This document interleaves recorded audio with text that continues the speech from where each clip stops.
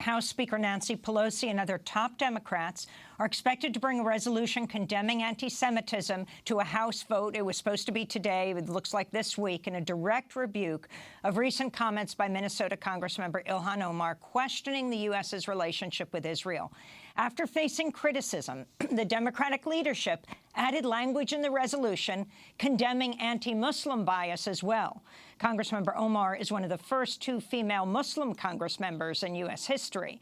The draft resolution comes days after Democrat Eliot Engel, chair of the House Foreign Affairs Committee, accused Omar of making a, quote, vile anti-Semitic slur at a recent event in Washington, D.C. at Busboys and Poets. This is part of what Congressmember Omar said. I want to talk about the political influence in this country that says it is okay for people to push for allegiance to a foreign country.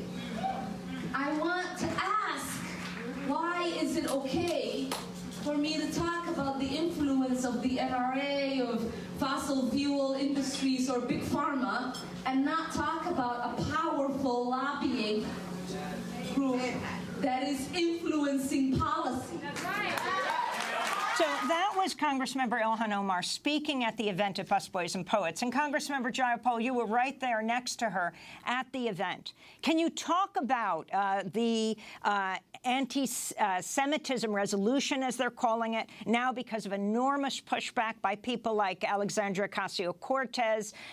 They are adding condemnation of Islamophobia as well. What about what Ilhan Omar is saying?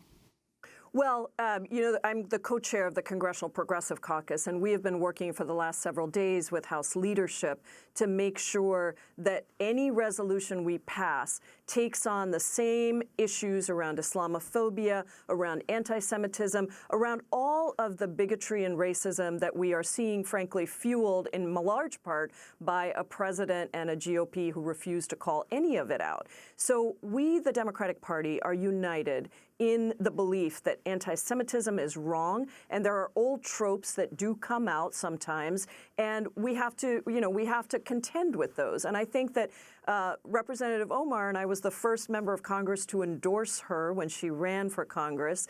She is a friend, and I believe that she is very intently listening to her Jewish friends and colleagues who are explaining why one sentence in everything that she said was troubling. However, I do think we have pushed very hard for this resolution to also include anything around Islamophobia. This is a member of Congress who is being subjected to deeply unfair, in my part, scrutiny around everything she says at a different level than others. Now, I think she knows that she has to be extra careful because of that, but I also think that we should condemn, you know, a poster that ties her to the 9/11 terrorists. I think that is outrageous.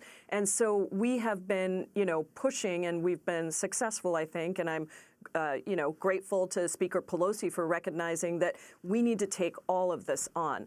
I don't know how many more resolutions we're going to have to put forward around these comments when I think the Republicans are just trying to divide the Democratic caucus, the Democratic Party.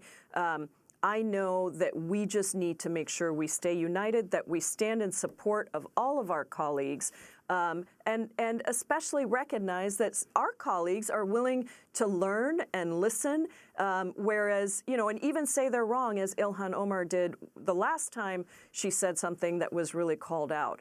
But I don't see that coming from the other side, and I just want to make sure that we are protecting also the right for the first Muslim woman, to Rashida Tlaib and Ilhan, to be in Congress and to question legitimately foreign policy towards Israel. We need to make sure we separate anything that is, you know, might be said, which I don't believe Representative Omar meant in that way, from a legitimate critique of Israel. And I am worried that these two things are coming together, and that a lot of the noise that's out there is designed to prevent us from taking on the question of our foreign policy towards Israel.